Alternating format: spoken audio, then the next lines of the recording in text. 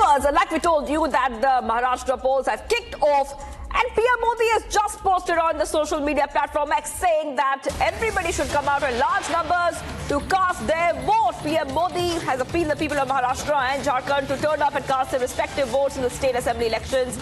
PM Modi made an appeal via post on social media platform X.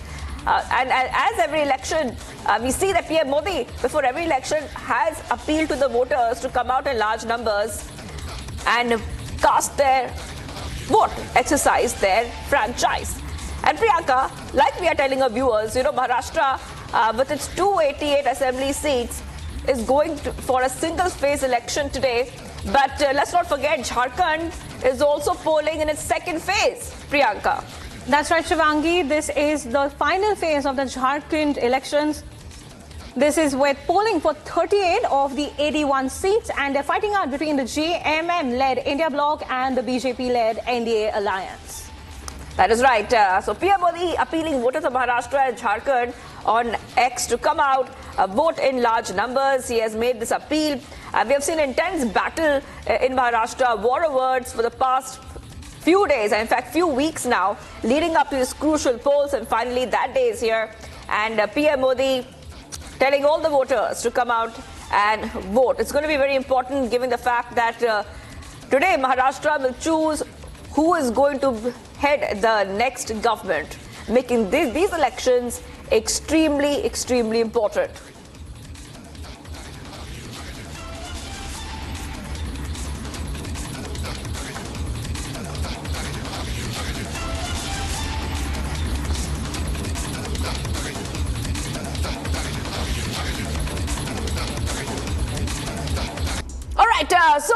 Priyanka, like we told our viewers that the polling has kicked off. It's a high-stakes battle where so many of the constituencies, in fact, all of them in Maharashtra are going to poll set to vote.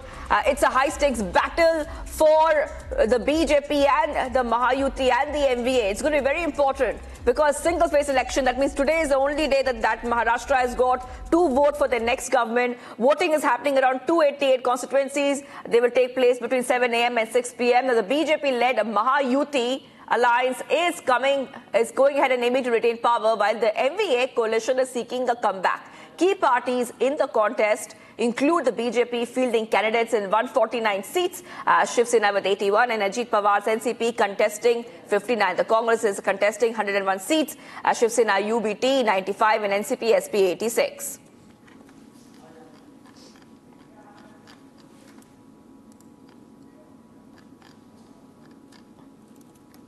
Right. So, Priyanka, like we're telling our viewers, we have the candidate lists on the screen for us. We can see that these are the top candidates who are standing in these elections.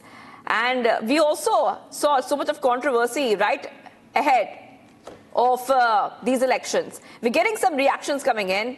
Ajit Pawar has... अवघड वाटत होती निवडणूक तुम्हाला? अवघड नव्हती. ज्यावेळेस आपल्या एखादी व्यक्ती उभी राहते त्यावेळेस आपण कुठल्याही परिस्थितीत आम्ही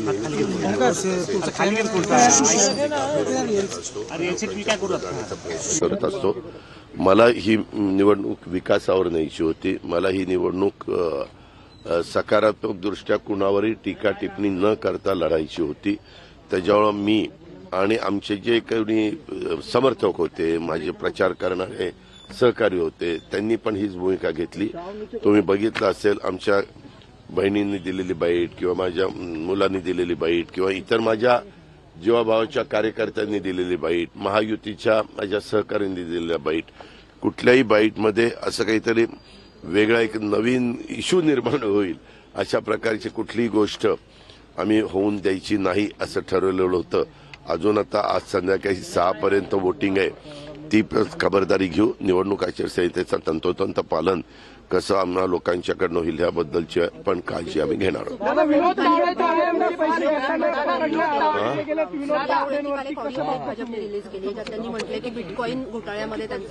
हे का कुणाच्या बद्दल मला मगाशी काही माझ्या पत्रकार मित्रांनी हा प्रश्न विचारला.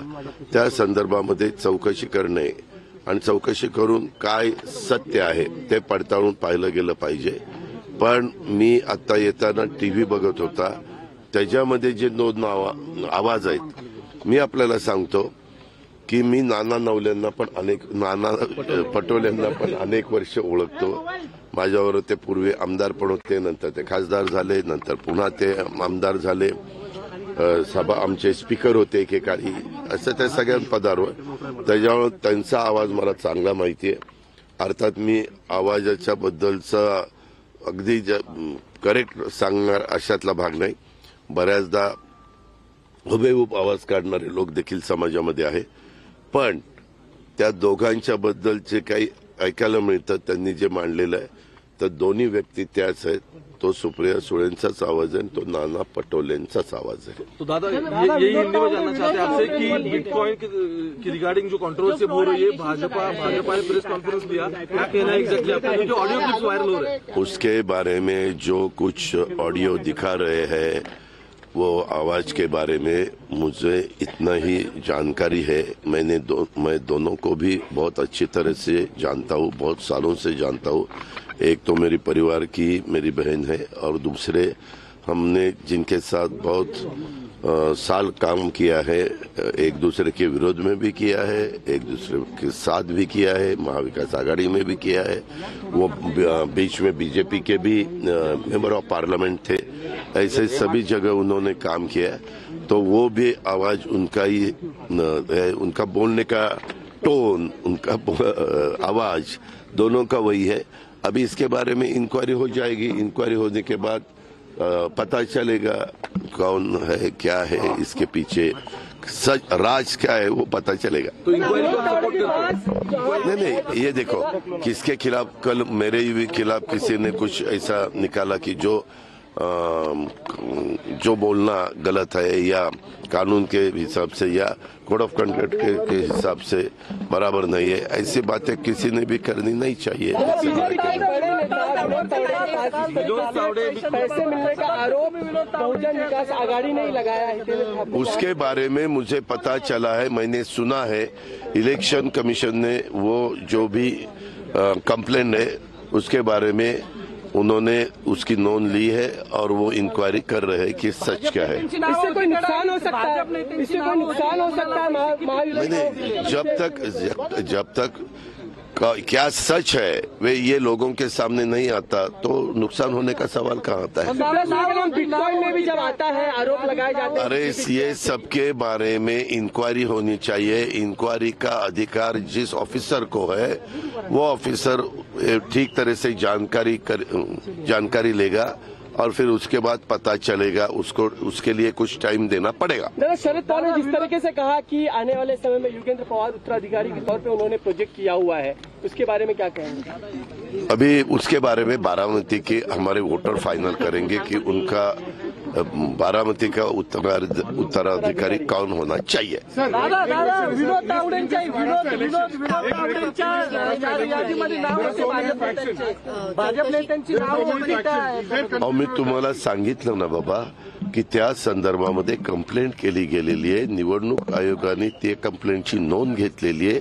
त्यांनी त्याच्याबद्दलची इन्क्वायरी करायला सांगितलेली आहे. इन्क्वायरी सगळ्याच ज्या काही क्लिप आलेल्या आहेत, ज्या काही कंप्लेंट्स आलेले आहेत, त्या सगळ्याच्या संदर्भामध्ये चौकशी केल्यानंतरच काय हे जो मास्टर माइंड कोण आहे, काय सच आहे, काय झूट आहे, हे लोकांच्या समोर येईल. सर्च ऑपरेशन मध्ये आरोप केले गेले की काय आरोप केले? सर्च ऑपरेशन काय दबाव